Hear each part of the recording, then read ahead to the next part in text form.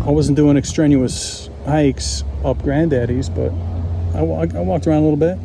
Had some biting fly experiences that I didn't really particularly enjoy.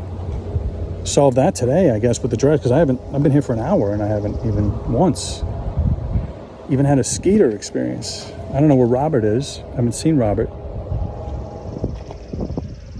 Robert the rock bee. Been up here a few times and I haven't really been looking for him. Our relationship it's not that it's over. You know, if Robert were to pop into my life again, I would say hi, we would have a relationship. But like, he's got his life to live, and you know, yeah. But for a moment there, for like a good week, 10 days, Robert the Rockbee was a little bit of not an intense part of my life, but he was a member of my life. He and his sister Roberta, the Rockbees. Yeah, because he saved my life, Robert did. I mean, for all intents and purposes, he may well have. I was out here making a video like this without the hat, with the big sun going. 45 minutes into it, Robert was all doing his thing right over here. That's what he does. He just pollinates the rocks. That's why he's a rock bee. And I'm just sitting here talking, you know. Completely oblivious to the sun and the potentially imminent sunstroke experience that Robert the rock bee avoided for me. Because he starts dive bombing me out of nowhere. Like, you know, like he's gonna headbutt my chest, like he's just flying at me. I'm like, okay. I don't even think about the sun still. I'm thinking maybe this is where he needs to go pollinate next. And it's just like, all right. So thanks, Robert. I already recognized him as Robert the rock bee. You know, I called him that at the beginning of the 45-minute intro, and then I'm sitting here talking. And he's doing his pollinating. And then he comes, attacks me, basically. But he wasn't attacking me. But he got me to move. He got me to move to the shade. And as I was in the shade, I realized what he had just done. Or what nature did through him. Or what the universe did through nature, through him. Which is potentially, at least, at the very least, potentially saved me from a potential sunstroke experience that I didn't want to have. I'm a 30-minute hike from home. Like, you know, I don't know if I can make that with a sunstroke. I don't know if that was going to happen or not. But it didn't happen. Because Robert the Rockbee drove me from his rock. Because what happened was I went in the shade and he went back to pollinating these rocks right here. I went over to this shade right over there, and he didn't want to get over on here and do anything. No, he wanted me to get up and move out of the sun. So I reasoned. And I thought that was remarkable. And so I've always been appreciative and grateful ever since then. Like a month ago it happened. For Robert the Rockbee, but I haven't seen him today. But anyway, yeah, it's a nicer day than I thought it was going to be. And I'm not having a bug experience today, which I didn't think I wasn't going to have. I didn't think I wasn't going to have one. I thought I was going to have one. I just didn't know what nature it would be. I was hopeful that it wouldn't be bad, but I didn't think I wouldn't even have one. But that's what happens when you take a certain action, maybe. It's like you just, yeah, I don't want to have a bug experience. I'm going to do what I can about it. I'm going to rub some bounce dryer sheets on my skin and go for my hike like usual. Talk about hawks, turns out, actually. And then, you know, it probably, I don't know, I don't even say stuff like it probably won't do anything. I don't know that it won't. It might not do anything. It might do everything. I don't know what it, I just went on my hike smelling like bounce, which I like that smell. And sure enough, that's all the universe needed for it to like manifest something different. I mean, it probably didn't even need that. I might have come up here fully like normal in my BO glory and all, no bounce cover up or anything, and the bugs could have not been bothering me, and they still could come bother me. I'm just saying, I've been out here for an hour and I haven't even had a single mosquito, let alone biting fly experience. Not even no-see-ums are bothering me. It's not even that windy up here. I don't know what's going on. I don't concern myself with that anymore. I got a guy for that.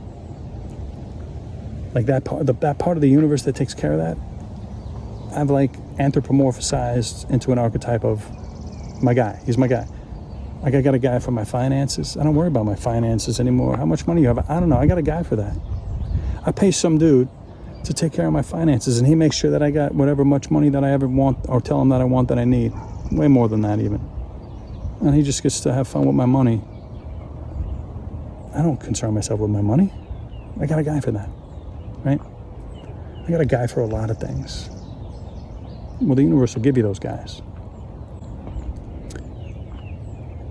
So, yeah, I was like, I'll try the bounce. I almost forgot to even do it. I was almost out the door, and I'm like, oh, yeah.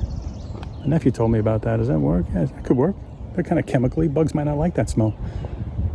And I was just going to put it in my pocket. I was like, nah, I should rub it. Right, that makes sense. And so I did that. And then put them in my pocket after I rubbed myself with it. Like my arms and my legs, not my whole body, and my clothes. And rub myself with it. It's not gross. It's not like a lotion.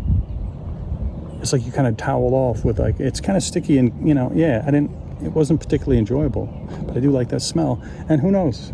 And guess what? Maybe still who knows? But like so far today, I know this. I haven't had a bug experience.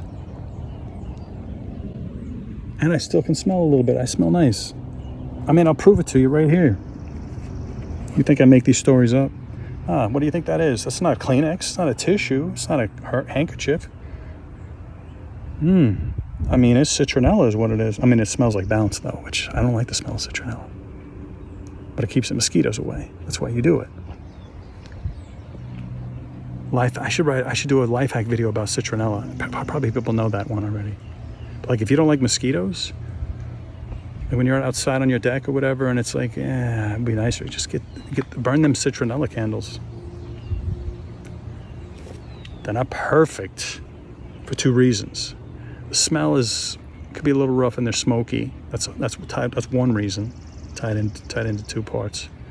They can be pretty sooty and smoky, and the smell isn't the greatest smell. And number two reason is they don't always work 100%.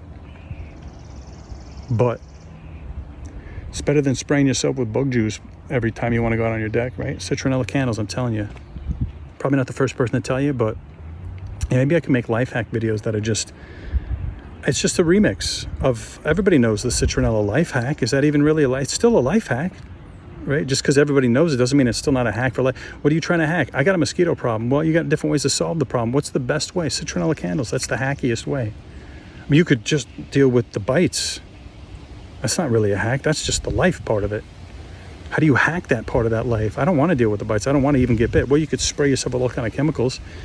You'd pour on the DEET, which is what we used to do, which worked. I felt like that worked.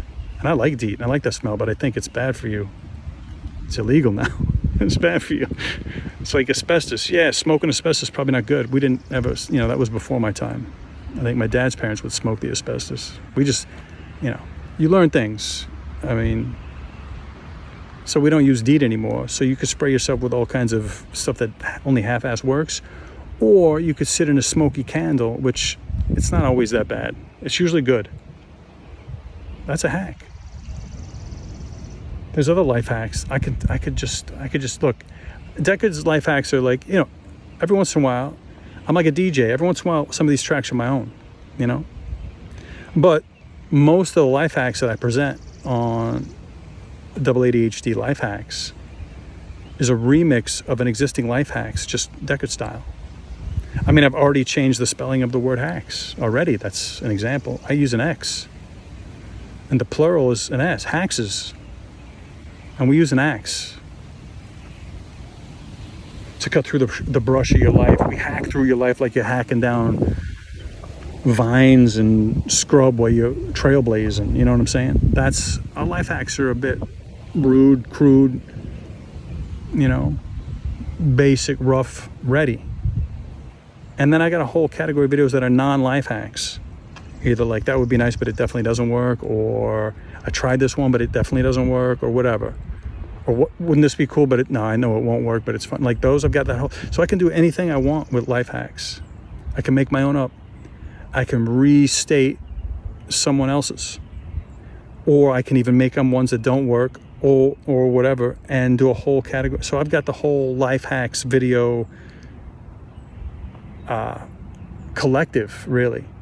Any type of perspective you want to have on a life hack, I got your video. I can give you one. I can steal one and repackage it for you. I can tell you what's definitely not one. I mean, you can have all your life hack video experiences. You don't have to leave my channel, right? So that's the good thing about it. So the bad thing, I don't know. I mean, if you're not into my style, then you don't watch it. There's no real bad thing. There's no drawback to this. If you don't like it, you don't watch it. That's not a drawback for you. You're not missing anything you're not missing, right? So there's no drawbacks to my channel at all. I mean, how many channels can say that? Probably every channel. It's the nature of YouTube. You don't have to watch it. There's no drawback. Now, if you're like, well, I like 9 out of 10 things on the channel, but that 10th thing is a drawback on the channel, well, that's not your decision to make. So your decision is, am I going to keep watching this and live with that drawback? Or am I going to stop watching it? Right? So, yeah. People who want to watch my stuff should watch it. I got your whole life hack situation covered. You want a life hack? I got one. You don't want one? I got one that won't work. I got you covered there too. You don't want a life hack? Look, man, I got you covered. I can give you a non-life hack. You don't even want a life hack, you say. That's right. I'll give you one that's not a life hack. I'll give you one right now for free. I'll give you a non-life hack. That way people, like the only people who won't want to watch my videos are people who just can't be bothered, right? Like literally, like, you don't want free advice? Who wouldn't want free advice? Like, is it good advice? I mean, you be the judge, but like it's free, so like how bad could it be, right? Walking down the street, somebody just offers to give you free advice. You can choose to not take it, but you can't be upset that they offer it, right? You should be grateful. It should be, no, thank you so much, though. Yeah, I'm not quite sure what advice you could possibly give me. Yeah, I don't know you, but thanks for your consideration. I appreciate it. Because, I mean, imagine, I guess I could possibly imagine a situation where somebody would like some advice right now. And if you're willing to offer free advice, is it good? I mean, I don't know. You listen to my advice and see if you think it's good. If it's not good, that's cool. My feelings aren't going to be hurt. I'm just trying to help. Free advice. I don't know why this universe doesn't have more free advisors. I just hang out on a street corner all day, walking up to strangers and asking them if they would like me to give them some free advice. It's kind of like a hug, but it's not physical. I can understand, like, don't get in my body space. I don't want to, accosting people with free hugs sounds a little needy or something, right? But like free advice, I'm not getting anything out of this. I mean, except for just seeing the delight on your face when I solve your problem, right? Like that's all I'm getting out of this. I'm just trying to help people. I love the energy of helping. So I walk up and down the streets getting free advice. A lot of people are rude, it turns out. They really don't want it. They don't want you. They don't want even any part of this. But I'm finding that I'm manifesting more and more of a universe where people are, at most, they'll laugh at me. They appreciate the absurdity of it. But like some people will take me up on the free advice. Some also as a meme, jokey thing. Other people are serious. And I always give the best advice I possibly can. I play the moment, right? If I can tell this is going to be a humorous kind of jocular characteristic, then I don't, I play that guy.